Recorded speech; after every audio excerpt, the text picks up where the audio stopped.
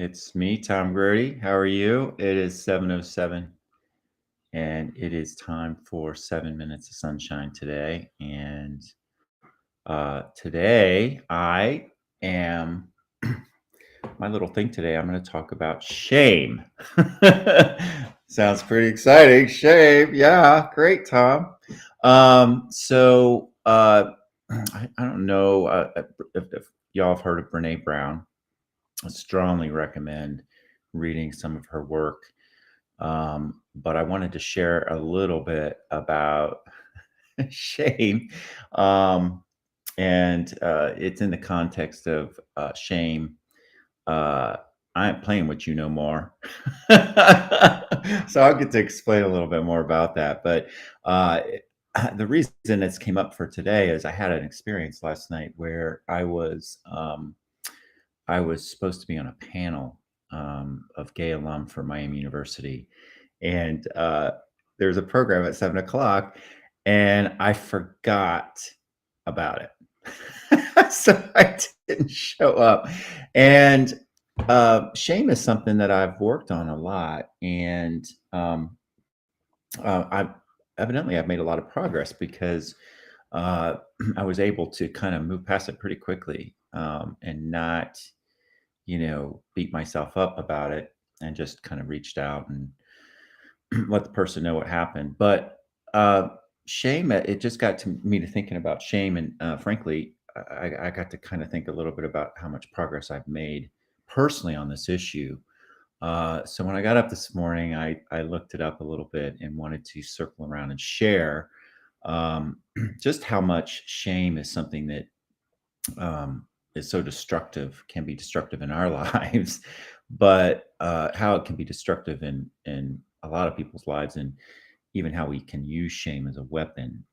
That is pretty damaging stuff. And so here I have on the screen, it just says shame is the intensely painful feeling or experience of believing that we are flawed and therefore unworthy of love and belonging.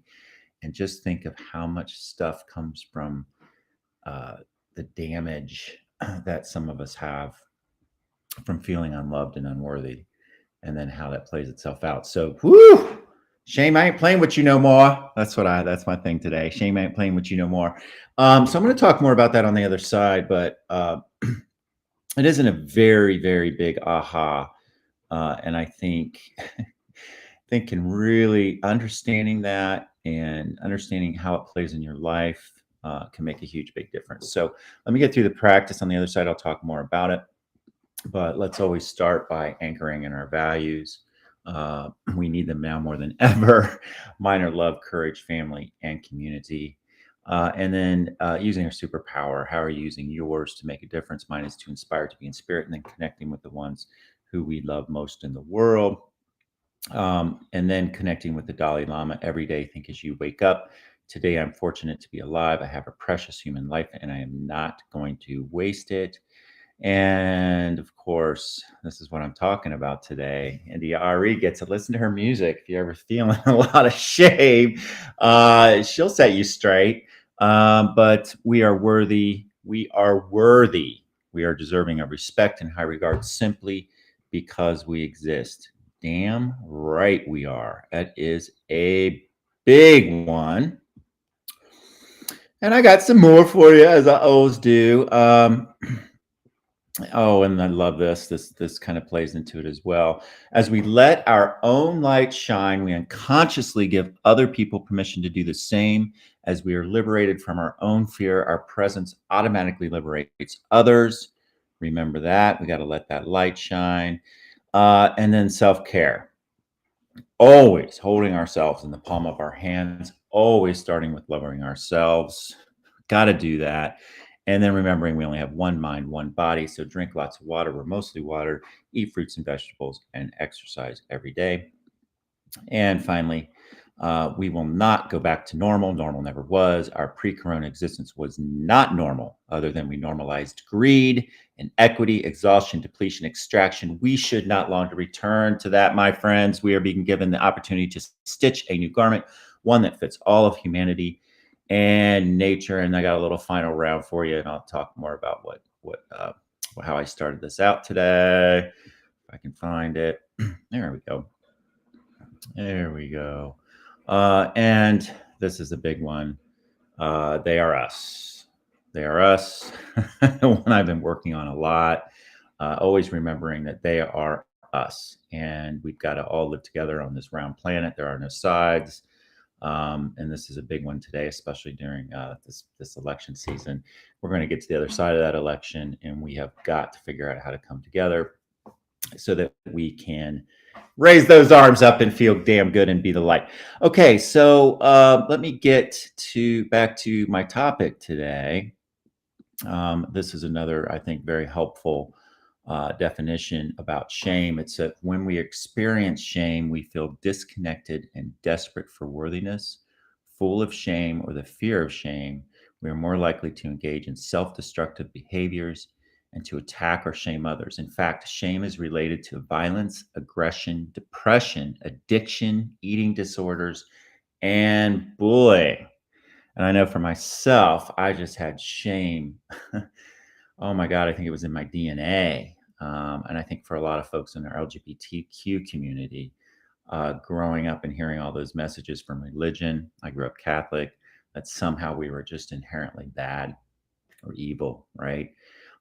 Or just internalizing, and this can happen, just internalizing something that maybe a behavior or something that we did and internalizing that and just having that shame carry forward in our lives. And then what happens is something happens where we feel shame and it can trigger kind of those feelings from whenever it was internalized. So this is a big one.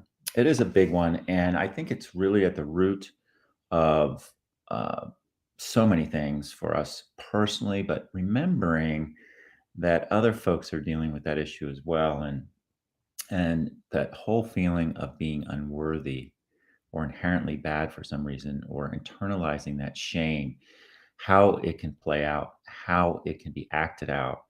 And I think it can help all of us have a little bit more empathy for others, understanding why is someone acting that way, right?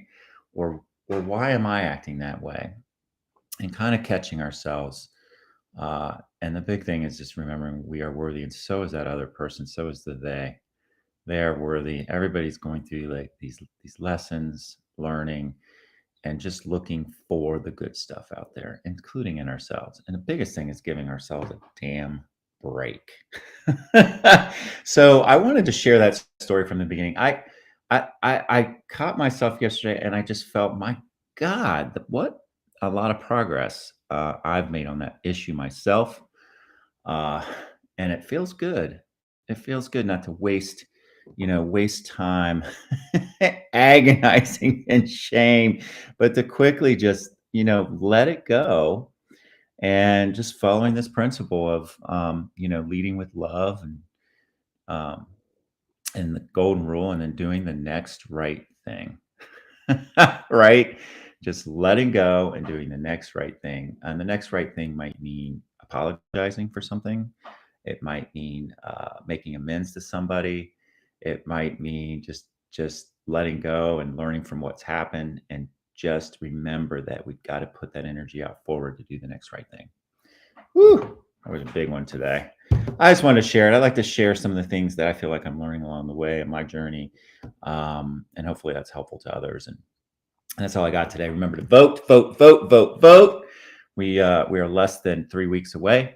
I hope you have a fantastic today. And remember, even when it's really damn